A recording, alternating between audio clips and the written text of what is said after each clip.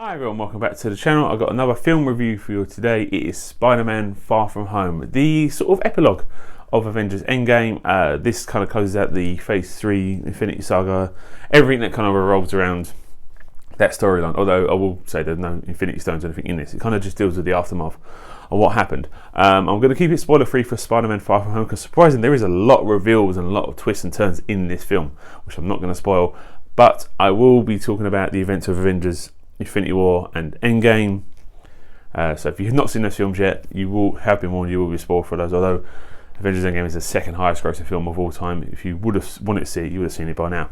So this film, obviously this deals with the immediate aftermath of what happened after the snap and the fact that everybody's come back, as well as obviously dealing with how Peter and Happy and all the other characters are dealing with what happened after Tony Stark has died. So, on the most part, I really enjoyed this film. It has some good humour. Not all of it lands. I think it's got a really good story, and which I can't really go into because it is kind of very spoiler heavy, because they've kind of kept it very vague in the marketing of kind of what this sort of film, what's going to go on and how the film's going to play out and everything like that. So, I'm going to keep it very vague when it comes to that. I'll talk about the characters though. Peter Parker is great. Tom Holland is probably the best Spider-Man that we've had ever. Tobey Maguire had his moments. I know he has a lot of nostalgia for people my age, especially because you grew up with him as Spider-Man, as well as Andrew Garfield, who I think is probably the best actor to do it. But Tom Holland really kind of encompasses the whole role and how he kind of really gets the Peter Parker to Spider-Man, and the whole transition into either both of those is really good, and he's definitely the best one that we've had so far.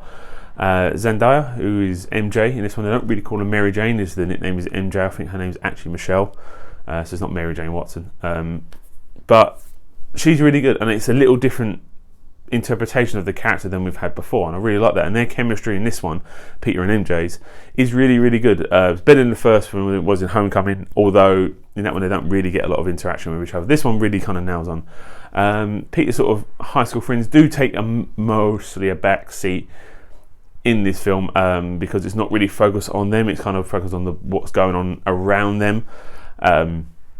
So Ned doesn't get as much to do in this film, and there's this running joke with him and his girlfriend that he has throughout the film, and it's funny at first. It does wear a little bit thin as the film progresses. I do find this one, the humour in this one is not as funny as Homecoming.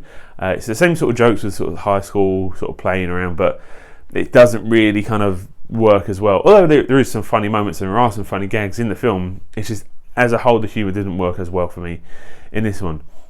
Jake Gyllenhaal is Mysterio. He's really good. I've really enjoyed what they did with that character.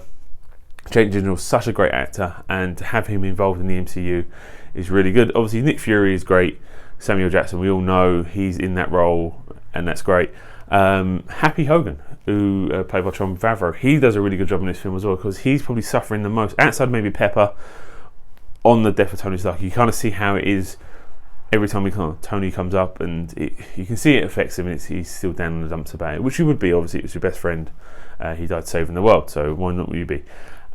The main sort of crux of this film, although again I'm going to keep it quite vague, is sort of Peter trying to balance his life of being Spider-Man and being a human, just a normal person, a normal kid trying to grow up, getting a girlfriend for the first time, making friends, just hanging out. But he's also just dragged into these sort of massive scenarios where he's got to save cities and save the world and everything like that. And he's struggling with it. He's trying to find that balance. And I like that sort of dynamic as the film plays on, that him trying to find that sort of middle ground where he can just be a normal teenage boy, but also do all these great things. Because in Homecoming, he very much just wants to be Spider-Man. He wants to get out there, get in the suit, swing around the city, save everybody. This one, he's had that big adventure. He's had that massive event with Endgame, and he just wants to kind of live his life again. So it's trying to find that balance is really hard for him, and I liked what they did with it in this film. Again, I'm not going to go into too much detail. But overall, it is really enjoyable. It's definitely a great addition to the MCU. It does sort of close out a chapter. I think it's going to be interesting where we go from here, because there's nothing announced so far from Marvel. We don't know what the next film is on the slate.